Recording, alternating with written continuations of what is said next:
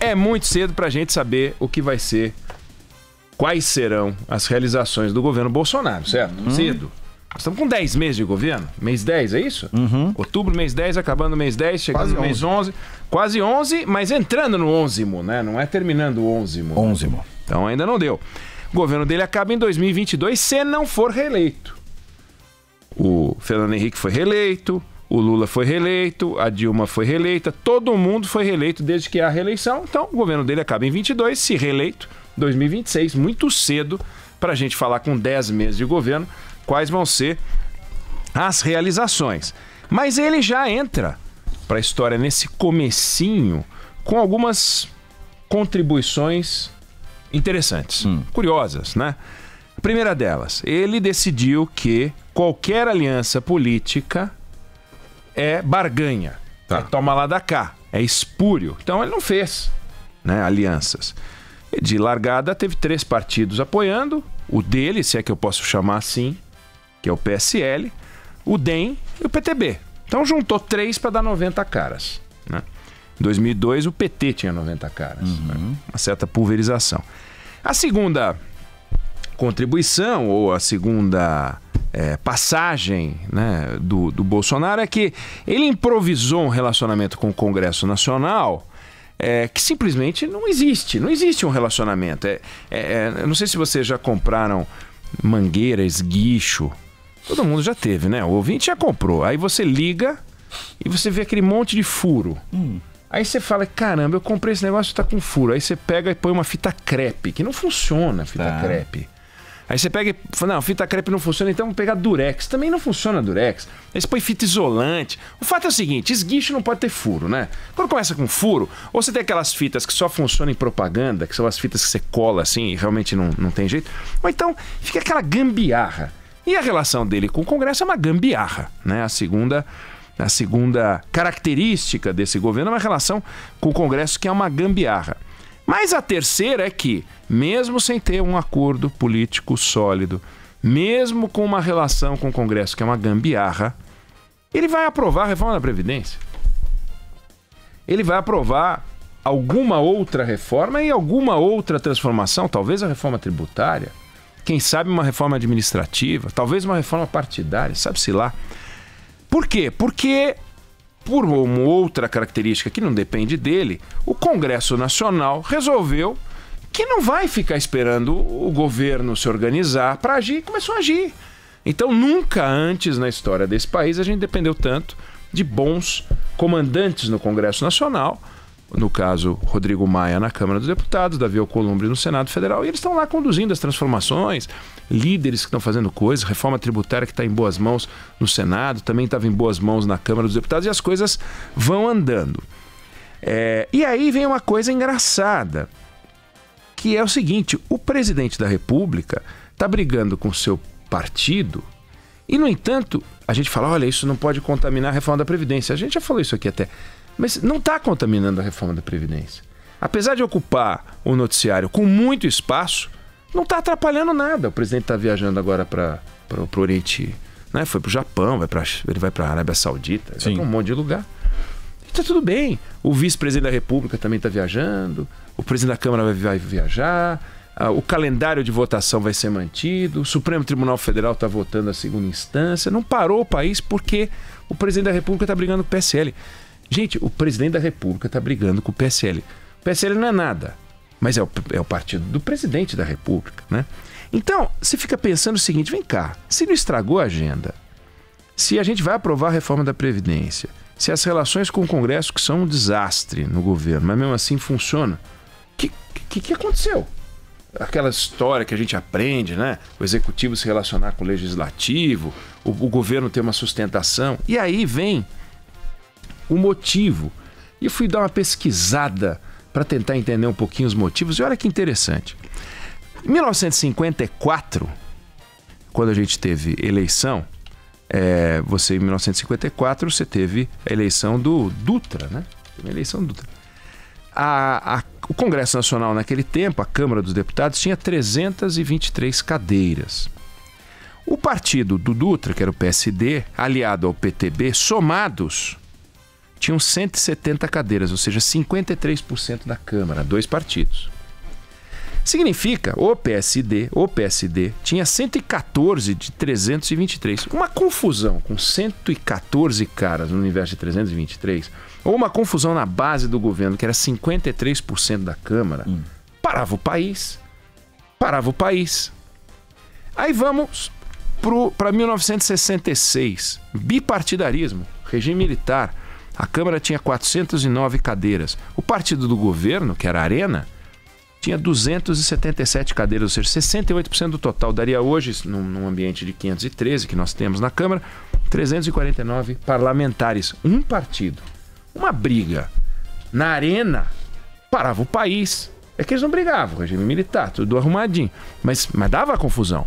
E eles detinham 68% das cadeiras. Parava o país. 1974, vamos mais 10 anos, um pouco menos. Continuávamos com bipartidarismo, continuávamos com a Arena. A Arena tinha 203 deputados, ou seja, tinha perdido espaço, mas ainda assim tinha 56% do Congresso da Câmara dos Deputados. Eu estou me referindo só à Câmara, não ao Senado Federal. A confusão esta que nós estamos vendo é na Câmara. Aí, ok, vamos esquecer o regime militar, vamos para a redemocratização. A Câmara dos Deputados, em 1986, tinha 487 cadeiras e tinha 12 partidos representados, não 2, né, como a gente viveu no bipartidarismo.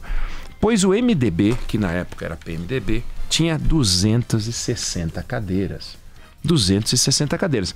Ele sozinho tinha 53% do total. Mas ainda ele estava associado ao PFL, que tinha mais 118 cadeiras. 24% da Câmara. Então esses dois partidos comandavam 77% do Congresso Nacional, da Câmara dos Deputados. Aí você tinha o PDS, que é extinto a Arena, mas que também migrou muita gente, tinha 33 deputados. Quer dizer, um partido tolo tinha 33 deputados. O PDT tinha 24, o PT tinha 16. Então você vê, com 2 partidos, você comandava 77% do Congresso Nacional. Todas as brigas que aconteciam no MDB e aconteciam no PMDB paravam o Congresso Nacional. É evidente, uma discussão envolvendo Ulisses Guimarães e o presidente da República parava o país. Parava o país. Eles não deixavam nomear o ministro da Fazenda, eles não deixavam nomear o ministro dos Transportes. Eles paravam o país. Eles travavam a agenda.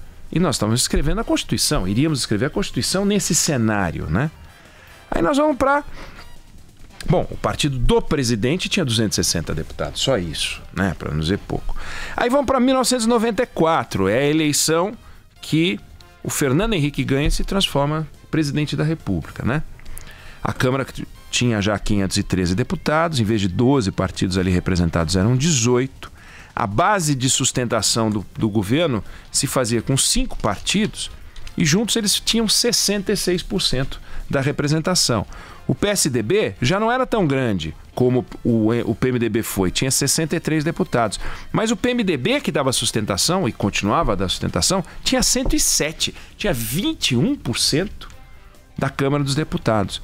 Quando você somava os partidos da base, você tinha o PFL, que é o DEM atual, tinha 89 parlamentares. Né? O PPB tinha 51, o PTB tinha 32. Então, o principal partido do governo tinha 107 e o partido do presidente tinha 63. Ou seja, também eles paravam o país. Aí vamos para 2002, eleição do Lula. Em vez de 18 partidos, 15 partidos na Câmara, 11 apoiavam o governo. 11 apoiava o governo.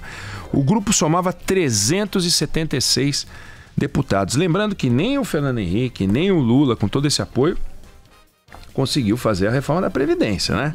Mas tudo bem. Esse grupo tinha 73% da casa. O PT tinha 90%. Então, hoje, é preciso juntar PSL, DEM e PTB para chegar a 90%. Só o PT tinha 90%. O PMDB já não era o PMDB do Fernando Henrique com seus 107, já não era a sombra do PMDB de 260 caras, mas era um PMDB de 77 pessoas. Um PTB era uma força de 52. Aí pega hoje a composição da Câmara dos Deputados. O maior partido da casa é de oposição, tem 54 parlamentares, não conta, que é o PT. O principal partido do governo tem 52. Então, quando 52 caras estão brigando, é 10% da Câmara que está brigando. Quando 260 caras estão brigando, é 53% da Câmara que está brigando. Então, o que aconteceu? Aconteceu um processo de pulverização que não dá a nenhum partido o direito e a força de paralisar o Congresso Nacional. Não que eles não queiram, não que eles não estejam fazendo lambança, chamar deputada de gorda, chamar deputado de moleque, sugerir que alguém numa discussão é gay, é a coisa mais baixa que você pode fazer, né? É baixo, é horroroso, é desprezível, né? Chamar o presidente da República de vagabundo é um assinte, não pode as relações políticas chegar nesse patamar. Mas chegaram nesse patamar. Só que eles chegaram no patamar num núcleo de 10% da Câmara dos Deputados. Se chegasse nesse patamar no momento em que o partido detinha 53% da Câmara, o Brasil ia entrar em colapso. Colapso, não ia ter reforma da Previdência, não ia ter reforma de nada. Imagina quanto tempo para acomodar essas abóboras. Então, é incrível, mas o processo de fragilização partidária, o processo de desmonte ideológico que o país enfrenta, onde nada representa nada, não existe uma força no Congresso Nacional que possa se dizer portadora de uma ideia, o PSL não tem uma ideia, né? O PT não tem uma ideia, o PMDB não quer dizer nada, o PSDB não quer dizer nada, ninguém defende nada, você não sabe quem é liberal, quem é neoliberal, o que é liberal, o que não é liberal, você não sabe quem é a favor do Estado, quem é contra o Estado, quem quer mais Estado, quem quer menos Estado, você não entende nada, né? Porque o partido do governo que é a favor de um Estado menor, mas não quer privatizar nada. O presidente da República é contra privatizar algumas coisas, porque ele é um Estado menor desde que seja grande. Aí o outro quer um Estado maior desde que seja pequeno. É uma bagunça. Mas isso que nos destrói, que torna o nosso processo político frágil, que torna a nossa representação não representativa, está nos protegendo. É um paradoxo. É tão ruim o nosso sistema que, graças a essa ruindade, graças a essa mixórdia, o partido do governo e o presidente da República estão se estapeando com Haider para cá e Haider para lá, e tudo bem, a gente segue a vida. O presidente está viajando, ninguém parou nada. E a reforma da Previdência não vai parar, e o Supremo não vai parar, ninguém vai parar nada. Olha que loucura que a gente chegou. A gente está festejando, eu estou aqui registrando com alegria, que a nossa desorganização partidária é que nos protege da nossa ausência de discussão política de alto nível, porque o partido do governo e porque o presidente da República condena as alianças políticas, condena os partidos políticos, entende que essas relações não devem ser de alto nível, só em teoria, mas ele na prática não tenta estabelecer, porque ele não gosta da discussão partidária, não tem apreço pelos partidos, tanto é que já foi de 8 partidos. O líder dele, que chamou ele de vagabundo, também não tem apreço pelos partidos, porque também já foi de 4, 5 partidos. Ou seja, é uma bagunça completa. Mas essa bagunça está nos protegendo. Está aqui os números. Então, queria só colocar um dado novo, que aquilo que nos destrói, no fundo, está nos protegendo. Parece uma coisa maluca, mas a gente tem que festejar a desordem partidária, ver se pode. O Eneg, é o nosso parlamencialismo.